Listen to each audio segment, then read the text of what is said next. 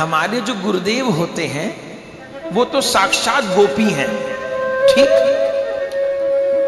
उनका माखन ठाकुर जी को पसंद आता है।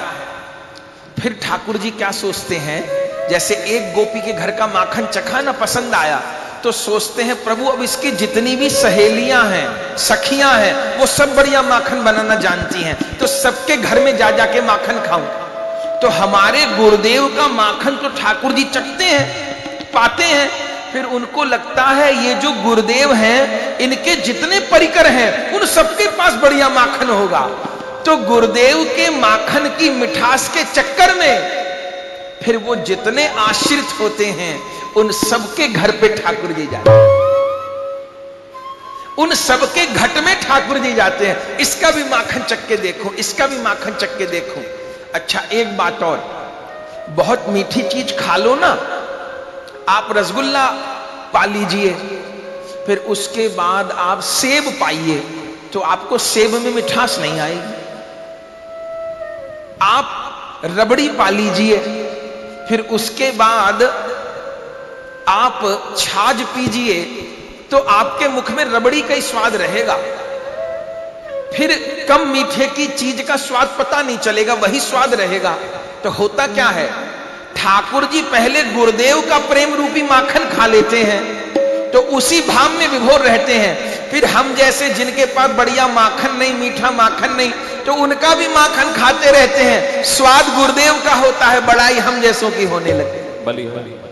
स्वाद होता है गुरुदेव के माखन में, बड़ाई हम जैसों की होने लगती है। वो माखन तो गुरुदेव का था, वही निकाले थे, मेरे पास माखन कहां से आया। लेकिन गुरुदेव की आड़ में हम सबको कुछ ना कुछ अनुभव होते हैं और ठाकुर हमारे भाव को ग्रहण करते हैं। फिर वैष्णव क्या कहते हैं, हमको आज ये अनुभव हुआ, हमको आज ये अनुभव हुआ। जैसे कोई भगवदीय अनुभव हो, रत्ती भर भी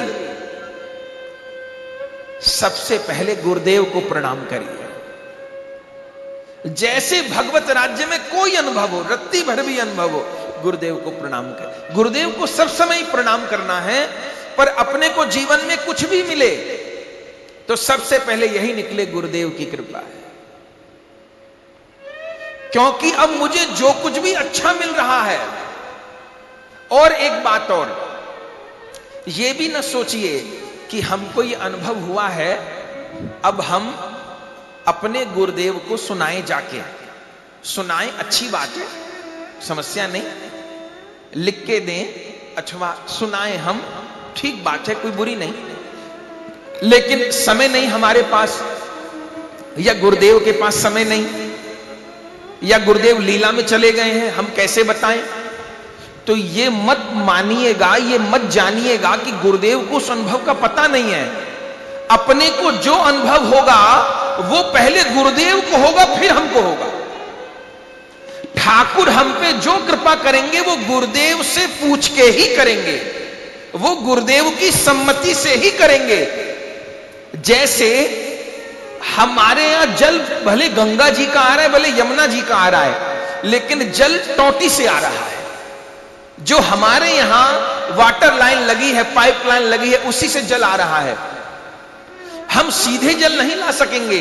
हमारे यहां जो पाइपलाइन आ, हमारे यहां जो इलेक्ट्रिसिटी का कनेक्शन आ रहा है, लाखों करंट है, लाखों वोल्ट सड़क के तारों पर, मुझे सबसे प्रयोजन नहीं है। मेरे यहां जो तार आ रहा है, करंट मेरे घर में वहीं से आ रहा है। ऐसे ठाकुर जी में अनंत कृपा है, पर मुझे जो कृपा मिल रही है वो मुझे मेरे गुरुदेव की कृपा डोरी के माध्यम से ही मिल रही है।